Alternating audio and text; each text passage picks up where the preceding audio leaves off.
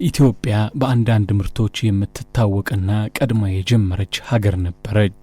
ቀድማ አምርታ ለገበያ ከምታቀርበው ምርቶች አንደኛው ስኳር ነው። ከ70 ዓመት በላይ ቀድማ በስኳር ምርት የምትታወቀው ኢትዮጵያ ዛሬ ከኋላዋ የጀመሩ እንደነ ብራዚልና ህንድ በውጭ ንግዳቸው ስኳር አምርቶ ለውጭ ገበያን በመሸጥ ታውቀውበታል።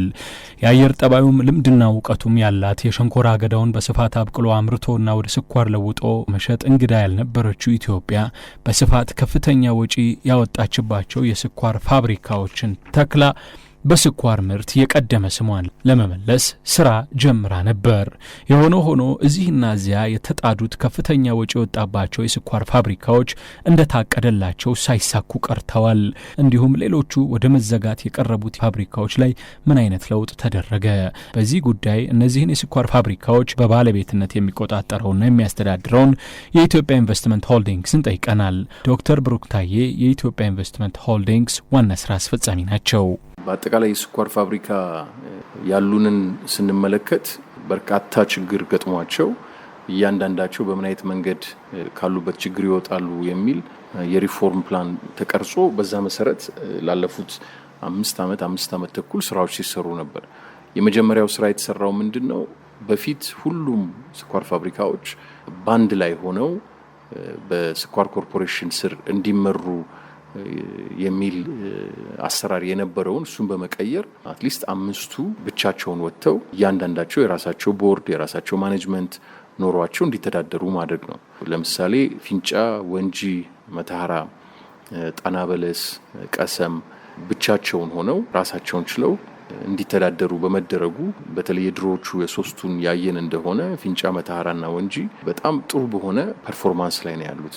ወንጂ የዛሬ 3 ዓመትና 4 ዓመት ከፍተኛ የገንዘብ ፍላጎት ወደ መዘጋት እየሄደ አገዳ ልማቱ ላይ በጣም ድክመት ኖሮበት የነበረ ድርጅት አሁን በዚህ ዓመት በ2017 በ9 ወር ውስጥ 8.4 ቢሊዮን ብር ሬቬኒው ጀነሬት ማድረግ የቻለ ያለፈው ዓመት 350 ሺህ ኩንታል አምርቶ አሁን በዚህ ዓመት 650 ሺህ ኩንታል በ100% ጨምሮ ያመረተ ተቋም ነው። ለመሆኑ ከነዚህ ሌላ በፕሮጀክት የተያዙ ግን በሚፈለገው ደረጃ ጭራሽ እያመረቱ ያልሆኑ የስኳር ፋብሪካዎች እድላቸው ምንድነው?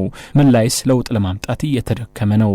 ለምሳሌ ያህል እነ ኩራዝ 1 እና 2 ተንዳሆ የሚጠቀሱ የስኳር ፋብሪካዎች ናቸው። በተለይ በፕሮጀክት ተይዘው ስቲል በምንፈልገው ደረጃ ያመረቱ የማይገኙ አሉ። ለምሳሌ አሁን ኩራዝ 2 እና ኩራዝ 3 ብናነሳ ከነበሩበት ከተመረቁ ጀምሮ ከነበሩበት ሁኔታ በተሻለ ሁኔታ ላይ ይገኛሉ። ነገር ግን 100% አይደለም፣ 75% አልደረሱም፣ 50% አልደረሱም። ብዙ የአገዳ ልማት ስራዎች ይጠበቁብናል። ግን ራሳቸውን ችለው ያለምንም ድጋፍ ከኮርፖሬሽኑም ኢትዮጵያ ኢንቨስትመንት ሆልዲንግም ያለምንም ድጋፍ ራሳቸውን ችለው በሚያመርቱት እሱን እየሸጡ የሚተዳደሩ ተቋማት ሆነዋል። ሌሎቹ የተዘጉት ተንዳሆ፣ ጣና በለስ ያየን እንደሆነ ተንዳሆ የአገዳ ልማቱ ላይ ከፍተኛ ስህተት ተሰርቶ በደንብ ሜንቴን ስላልተደረገ ምንም አገዳ የለውም እና ተዘግቶ ነው ያለው። ይሄንን እንዴት አድርገን መልሰን ወደ ስራ እናስገባዋለን የሚል አዳዲስ ሀሳቦችን ይዘን እሱ ላይ እየሰራን ያለ ነው። ጣና በለስ እንደዚሁ ከአገዳ ጋር በተገናኘ ከአንዳንድ ጸጥታ ጉዳዮችም ጋር በተገናኘ ችግር ገጥሞት ነበር። አሁን ግን የአገዳ ልማቱ በጣም በጥሩ ሁኔታ እየተሰራበት ያለ ነው። የኢትዮጵያ ኢንቨስትመንት ሆልዲንግስ ከዚህ በኋላ ስለ ስኳር ፋብሪካ ስህተትና የኋላ ታሪክ እየደጋገምኩ አልናገርም ብሏል። ይልቁንስ እንዴት ማምረት ይቻላል በሚለው ስራ ላይ አተኩራለሁ ሲል ተናግሯል። እነዚህ የስኳር ድርጅቶች የነበረባቸው ችግር ላይ ብቻ ፎከስ አድርጎ እንደዚህ ነበሩ እንደዚህ አድርገዋል የሚለው ላይ ሳይሆን እኛ እያየን ያለ ነው ኢትዮጵያ ለስኳር ምርት ምቹ የሆነ የአየር ጠባይ ያላት፣ ምቹ የሆነ መሬት አለ፣ ምቹ የሆነ ውሃ አለ፣ የሰው ኃይል አለ። የ70 ዓመት ኤክስፔሪየንስ ያላት ሀገር ነች ስኳር በማምረት። ስለዚህ እንዴት ነው ይሄንን ካፒታላይዝ አድርገን አንደኛ ለሀገራችን 100% የምንፈልገውን ስኳር እንዴት እናመርታለን፣ ከዛም ደግሞ አልፈን ወደ ውጪ እንዴት መላክ እንችላለን በሚል ደረጃ እየሰራንበት ነው ያለነው። በኤአይኤች በኩል የስኳር ድርጅቶች ችግር የሚባል ቃላት አንጠቀምም። እሱን ፓርክ አድርገነዋል፣ እሱን ዘግተናል ፋይሉን። ስለ ችግሩ ብዙ ነገሮች ሊባሉ ይችላሉ፣ ሊጻፉ ይችላሉ፣ ምን ይላሉ። እሱ የታሪክ ማህደር ውስጥ የሚገባ ነገር ነው። በእኛ በኩል የስኳር ኦፖርቹኒቲ ብለን ነው የምናስበው። የነበሩ ችግሮች እናውቃለን፣ በደንብ አጥንተናቸዋል። ከዚህ በኋላ በእኛ በኩል የእኛ ቮካብለሪ የስኳር ኦፖርቹኒቲ ምንድን ነው የሚለውን ነው። የጠፋውን ጥፋት አንደግምም፣ አሻሽለን በደንብ እንሰራለን። ግን የስኳር ድርጅት ውስጥ የሚሰሩም ሰዎች እዚህም ላይ አመራር የሚሰጡም ሰዎች አንድ ፔጅ ላይ ሆነን እየሰራን ያለነው ምንድነው ኢትዮጵያ ውስጥ ያለው የስኳር ኦፖርቹኒቲ እንዴት አድርገን ሪያላይዝ እናደርጋለን የሚል። ለዚህ ደግሞ በወንጂ አሳይተነዋል፣ በፍንጭ አሳይተነዋል፣ በመተሃራ አሳይተነዋል፣ በኩራዝ 2 አሳይተነዋል፣ በኩራዝ 3 አሳይተነዋል።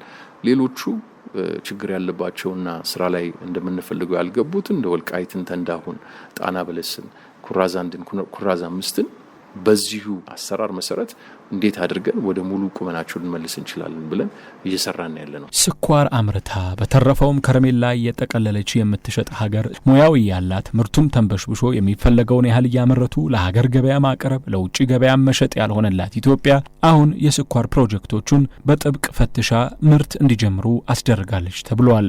የኢትዮጵያ ኢንቨስትመንት ሆልዲንግስ በስሩ ከተቀለላቸው ግዙፍ የስኳር ፋብሪካዎች ከተወሰኑት የምጠብቀውን ያህል ምርት እያገኘው ነው ብሏል። ወደፊትም በእቅድ መሰረት የስኳር ምርቱን በብዛት እንዲያመርቱ የተተከሉት ፋብሪካዎች በሙሉ ጉልበት በቅርቡ በኢኮኖሚው ውስጥ እናያቸዋለን ብሏል።